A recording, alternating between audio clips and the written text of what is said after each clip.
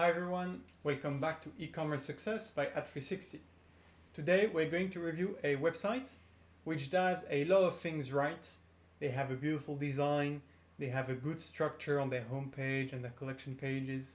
They have a lot of info, they're giving reasons to viewers to buy the product by describing the mission, the people behind the business, the benefits of having the product. So a lot of the things we usually say in these videos are applied, which is great to see.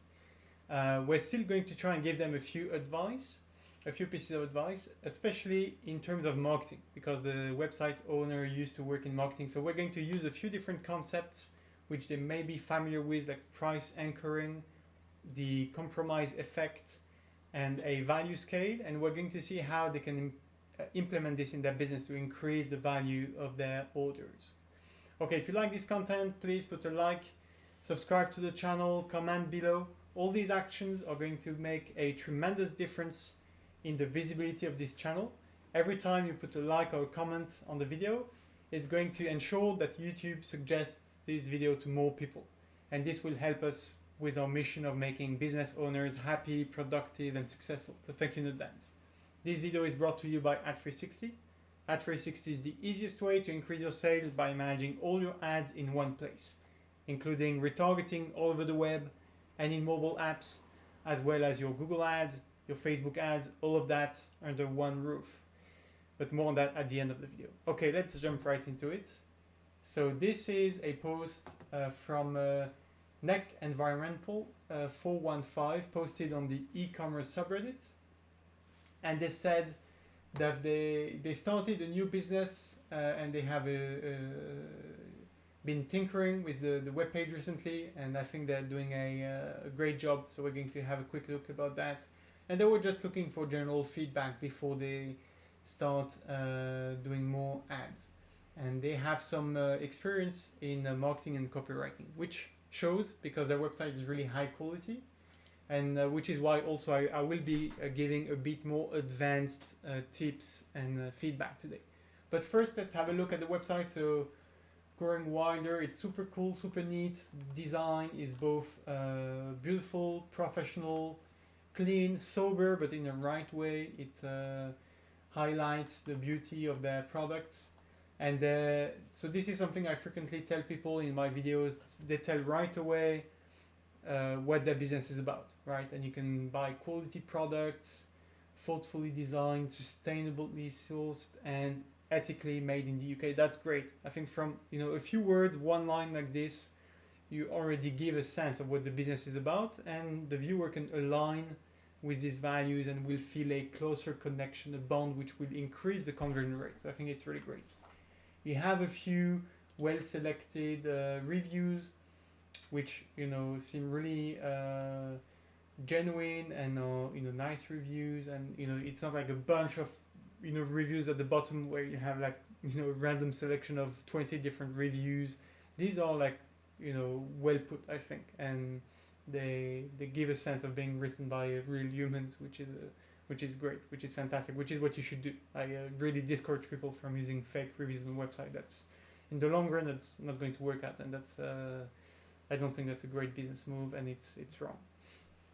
Okay, let's look at the products. So they have beautiful products, some towels, some art prints, and they have also gift cards, I believe. And you see they have, so to introduce new collections or product types, they have this nice image. It's not too big. It's just like a new chapter on their website. I really like the design. I think it's really properly organized, very clean. So you have gift wrapping, you have this product, and you have another one which introduces, which is a break on the white background. So it gives a touch of color. I really like it. Then you have some greeting cards.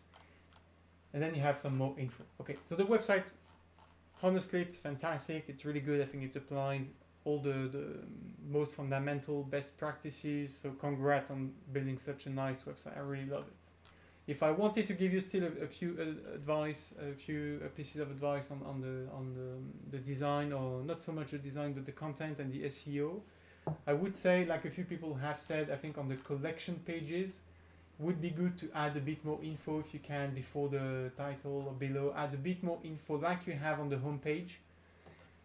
Don't duplicate content, but try and say a few more things like you said here about your values, how you do things. Maybe put some other reviews and some details about what you're doing. I think adding that on the collection pages as well would be great. Another thing is you have a great content in this page, the About Us page, your story, which is really good, and you have some personal pictures.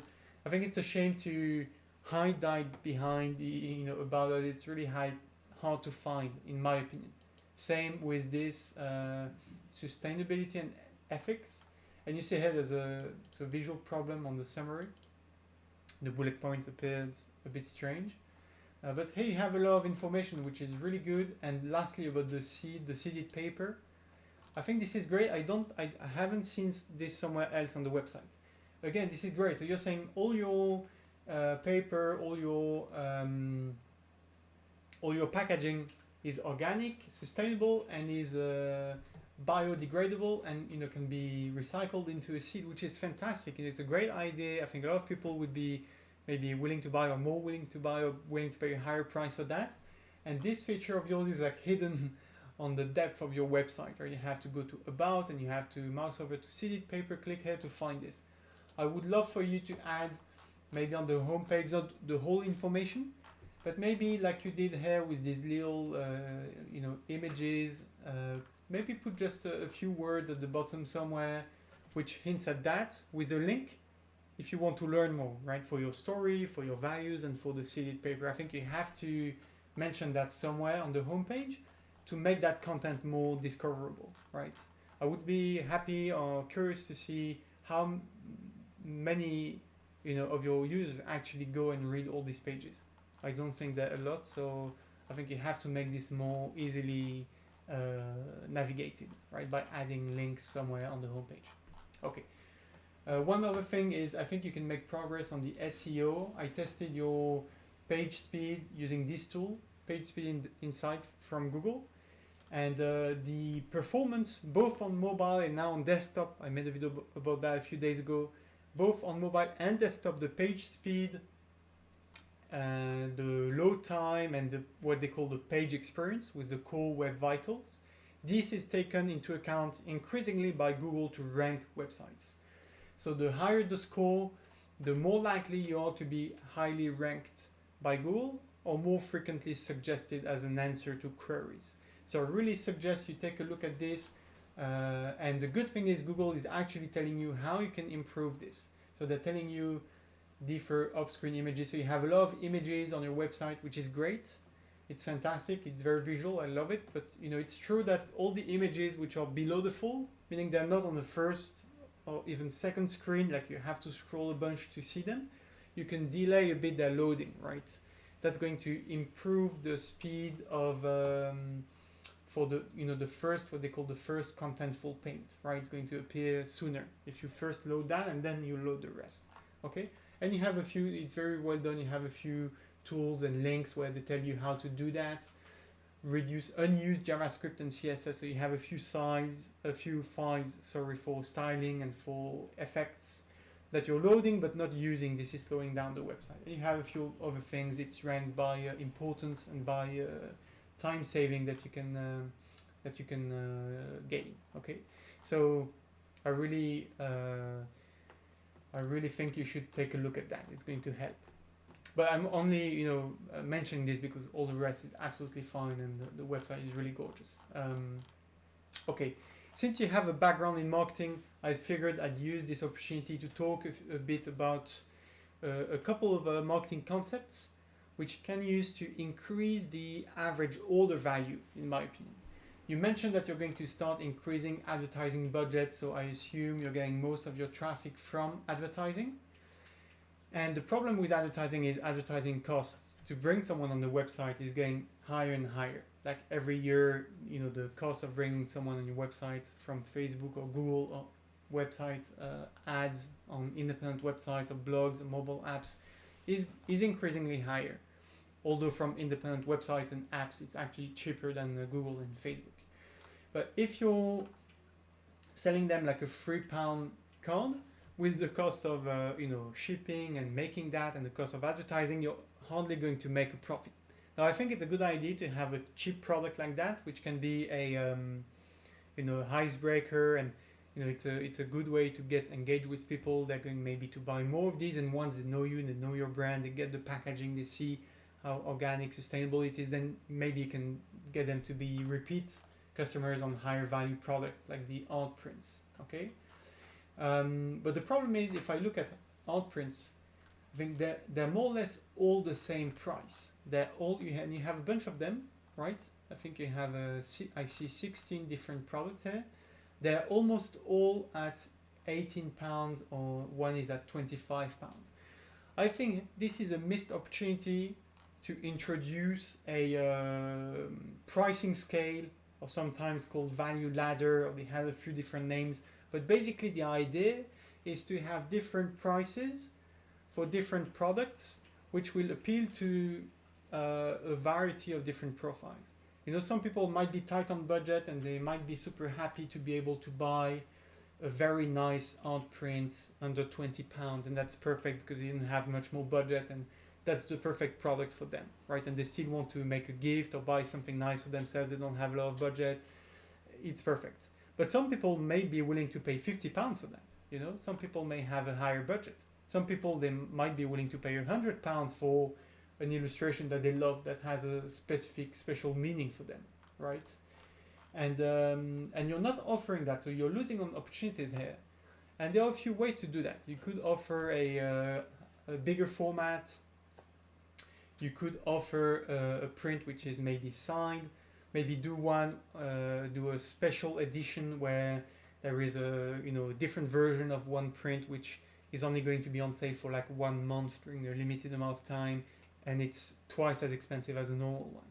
And maybe it's going to be the same to produce, the same cost, but you're giving more reasons to people to buy, and you're going to attract a different audience, right? So this is this concept of I found this very basic image online just to illustrate.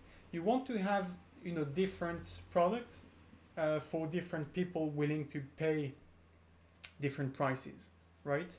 So maybe you won't go up to $10,000 on your website. But one example, if someone is in love with your art and what you do, maybe they're willing to pay a higher price to get a custom-made order, right? And they're going to give you, I'd love to have a print of that animal, plant, or whatever you can, do. Or, they could be willing to pay higher to get the frame with the print. And you can say, oh, you can buy the print, you can get a beautiful frame with this. It's going to cost extra, right?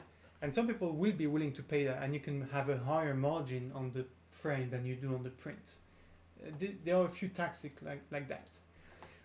Very frequently you see that on subscription products, on newspaper subscriptions, or software products. You have something like that, right? It's called price anchoring.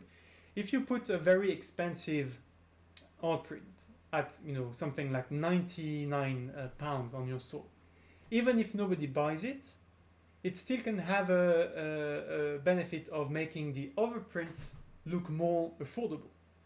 The problem is, in your store you only have these 18 pounds or 25 pounds prints. And some people might say, oh, it's a print, 18 pounds, it's really worth it. But if you have prints at 20 pounds and other prints at 50 and others at 100, then the 20 pounds prints are going to start looking very affordable, right? It's going to have a psychological effect of looking like a great deal.